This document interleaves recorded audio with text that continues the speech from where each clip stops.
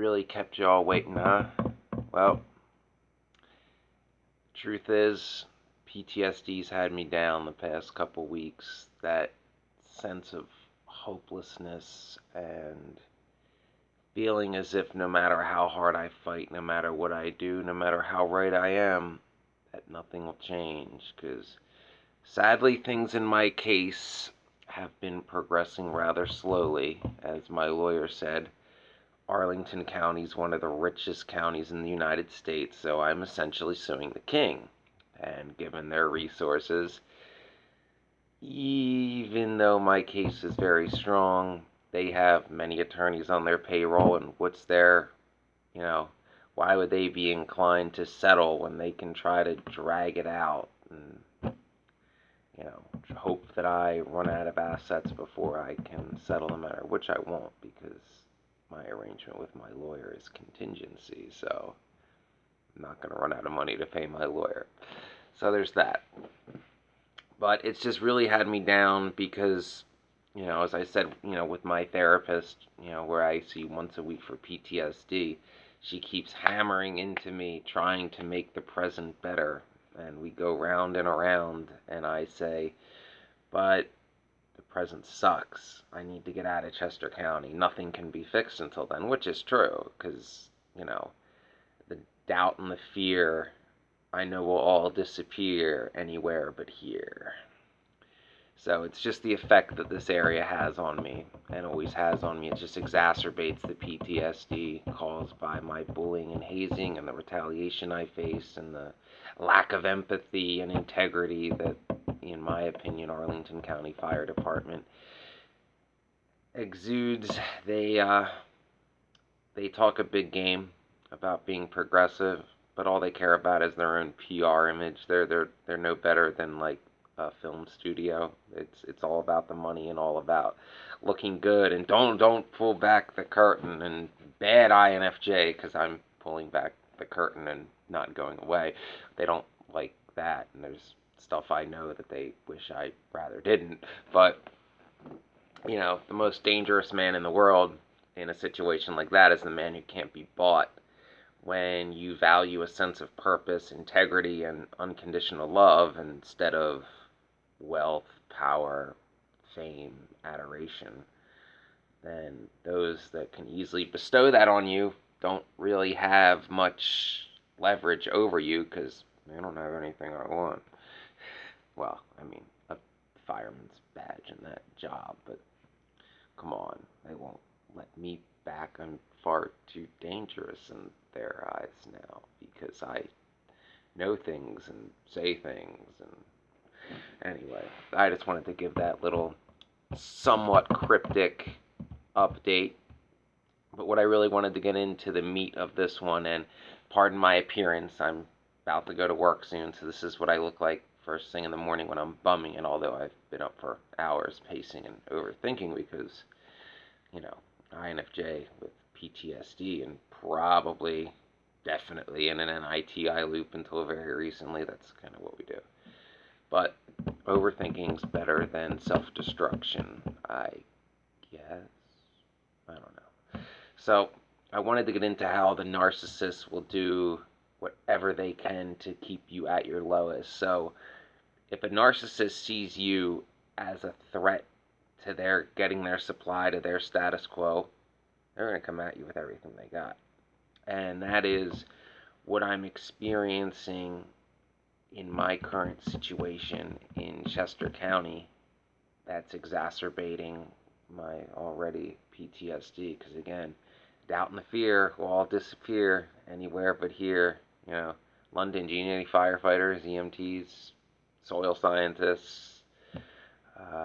I got other skills. Just saying. You got whatever your equivalent of a green card is. I'll be on a flight tomorrow.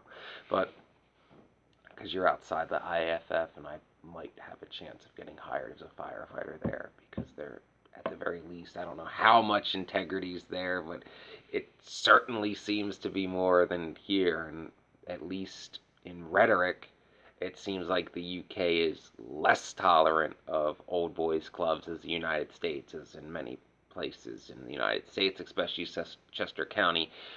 old boys clubs are not only tolerated but celebrated as that done the way it's supposed to be. So there's that. All right, but I'll get back to my main point and stop trying to sidetrack as much. Trying to inject a little humor so viewers don't realize just how down and out I am, because keep laughing, it keeps you from crying or putting your fist through a wall, which hurts. I know. Not that I've done it recently, but I have in the past.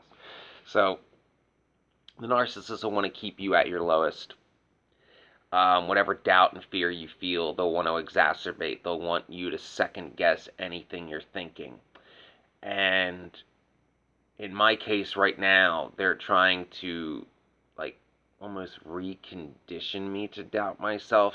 So I'll try to breeze through this as quick as I can. So growing up here in Chester County, I was told by my boomer relatives the most important thing in the world is money. You have money, everybody loves you. The whole point of life is to have things and to tell other people that you have them and hold your head up and act like you're better. That's what the game they play with each other. That's what their whole life revolves around. Their marriage can be miserable. They could have no true friends. They could have drinking problems. It doesn't matter. As long as you have material things where you can go, look what I have. That's what life's all about to them. They really embody that old baby boomer bumper sticker, whoever dies with the most toys wins. That is their ideology. That is what drives them. They bought that hook, line, and sinker. So growing up, I was basically told by that generation. Now this was refuted by my grandparents' generation, the World War II generation, thankfully, but they're also long gone, so they're not around to remind me of what's really important. So the idea to what I was raised in was, unless you have material things, no one will take you seriously. Certainly no one will love you unconditionally, because love is all just a transaction, a business arrangement in order to achieve more wealth or more power. Like, to them, why would any successful woman want to even give me the time of day? Even if, like, let's say I'm everything else that woman says she wants, but the fact that, at the moment I'm skint, why would she even give me the time of day? Because she would certainly just go for a richer guy or a rich guy, which, I always used to question, well, if said female's already wealthy, why would she be concerned about wealth? Wouldn't she be trying to find the things she doesn't have? Why would wealth come into play if materialistically speaking, she has in her own right already provided for anything she could possibly want in that aspect? And as we all know, as INFJs and ENFJs, love cannot be bought, and unconditional love is like finding a blue rose. Still searching. So my head knows these things, but they want to reinforce this doubt. And the basis of this doubt for me is to exacerbate this feeling that I'll never get out of here, that I'm trapped, that I should just, accept my fate and, start a landscaping company like they always want, because that's what people around here do. People around here don't move. They do, menial jobs and, spend all their spare time at the bar and stop reading so many books and stop using such big words and go watch the sports ball game and be a regular guy. Go hook up with some random girl 10 years younger than you. What the fuck is a demisexual mean? That's basically the majority of my family in a nutshell. Fall in line. Be like everybody else. Like, no, don't question the status quo.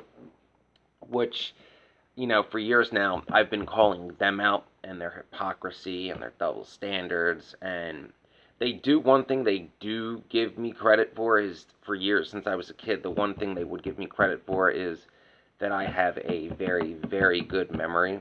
But they'll try to deny that when I remind them of something that makes them a hypocrite. But regardless, so they don't want me having any confidence in myself to try to change things. You would think a group of people who don't like me very much would want me far, far away. Like, for example, you would have thought they would have been, they would have been happy when I moved to Arlington to become a professional firefighter. Because if for nothing else, I was 2 states away. I wasn't there to blow up their spot, to call them out. But no, because I got what I wanted, and I got something that not only got me out of that area, but was, a well-paid job with a pension, and I had a sense of purpose. And, I once, for the first time in over a decade, felt almost whole, fulfilled, like I had a purpose in life, like I wasn't just some pawn, on a slow death by 1,000 cuts kind of path. So that bothered them, and they're now all in my ear to get me to drop my lawsuit and telling me how, good old boys, old boys, whatever you want to call it, bullying, that's the way it's supposed to be because it's always been that way, and you can't challenge them. Well, hell, a couple have even told me that by pursuing this case that the county's going to have me killed. It's nice to feel so important, but no. Besides, someone already took a shot at me once, and I'm still here. Yeah. But my point of bringing all this as an example is to remind all of you that when life already kicks you down, the narcissist is going to circle like a vulture, because the narcissist is like a vulture in that respect, in that it looks for someone who's already wounded. It looks for somebody who's already wounded that they feel would be easy prey, so they can easily get their supply off that person, control that person, or manipulate that person into doing what they want you to do. And whether that's following a career path you despise because you feel like you have no other option, whether it's entering a relationship that you're not too keen on, but you feel like, that whole better than being alone thing, and I don't understand that myself, but again, demisexual, but that is a common theme, because the narcissist, above all else, does not want you to be you. They want you to be what they want you to be, whether it's their little pawn who does exactly what they're said, or as many baby boomer narcs have said to their children growing up, the reflection on them, you're just a pawn in their game against other boomers to get more things or bragging rights, or whether you're in a toxic relationship and you're just the trophy wife or the trophy girlfriend treated like a possession to some wealthy narcissist who feels entitled to treat women that way because of his money, and any woman should be lucky to be with him because of his money, regardless of, what happens behind closed doors. That would be utterly disgusting and cause someone like me to want to inflict a sense of karma back on that person. Let's just say in an Italian American kind of fashion. But things like that are all too common, and those that benefit from those systems don't want those systems exposed, and they have no remorse or empathy towards their victims. They only care about themselves. So they will do to you or to anyone else whatever they feel is necessary to further their ends, and they feel like they're entitled to do it. So I want everyone who watches this channel to be aware of that and understand something like the conditioning that I had as a kid, that that nobody leaves Chester County. If you're born here, you die here, and it's the whole world, and that the most important thing is money. As children, we didn't know any better. As children, we weren't old enough to fight back, but we are now, and we know what's true and what's not, and how they've been full of crap trying to control us. And I know it's hard, and I still struggle with it in some aspects, especially being stuck here and dealing with PTSD from bullying and hazing, so I'm not at the top of my game. If I can get out of here, I will be. But if... where am I going?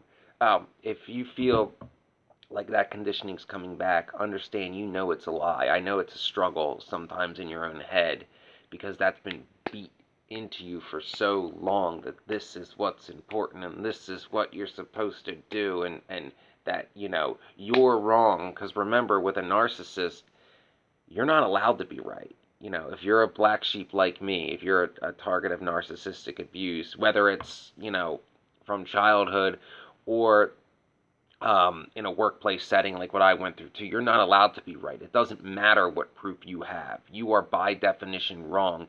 They are by definition right. Be it in both situations, be it the know all be all godlike, baby boomers that are perfection made flesh and everything they've done is the pinnacle of humanity, or the, untouchable old boys club who, sit there and, and doesn't matter their actions because my grandpa worked here, my uncle, my cousin, this is my crew, my department, that kind of shit. That entitlement amongst those type of people is never going to go away. They truly believe in that entitlement, but they're insecure too. Their biggest fear is that people can see right through them. And as INFJs and ENFJs to a slightly lesser extent, our intuition allows us to do that. But you have to trust it. Even in your moments of great self-doubt, you have to trust your intuition because your own mind knows you better than anyone.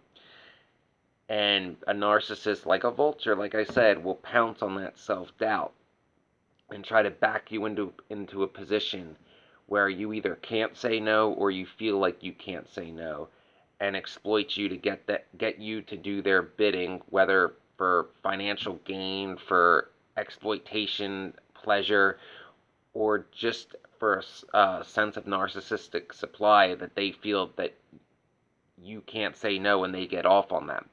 All too far too common, and not enough people talk about that. So you have to understand who they are and what their goal is, and understand that as an adult, if you're watching, channels like mine, you have some understanding of what narcissistic abuse is, what borderline personality disorder is, and if you're an intuitive, you know what your own intuition is, and you have to believe in yourself that your intuition knows right from wrong, and you have to stand up for yourself, because the thing they fear more than most, because they feel so entitled, because they feel that, they can do whatever they want, they are completely caught off guard when someone stands up to them, especially if they're called out in front of a group. And I can't say it enough, it is empowering to speak up about your abuse. It rips the mask off them, and it potentially helps people that would be future victims.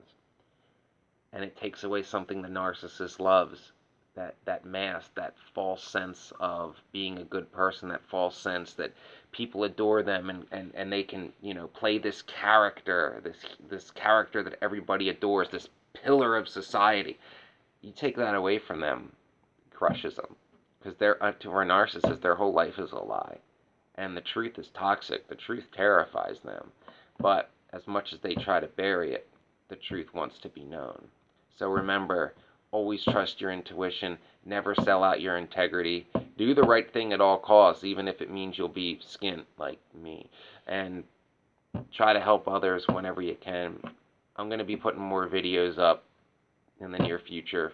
I promise I'm out of my couple week NITI loop hopelessness, because I realize all I can do is stand up and fight. This is my one outlet right now to try to help some people. So thanks for tuning in. Feel free to post my videos wherever you want. I just want to help people. That's what I do.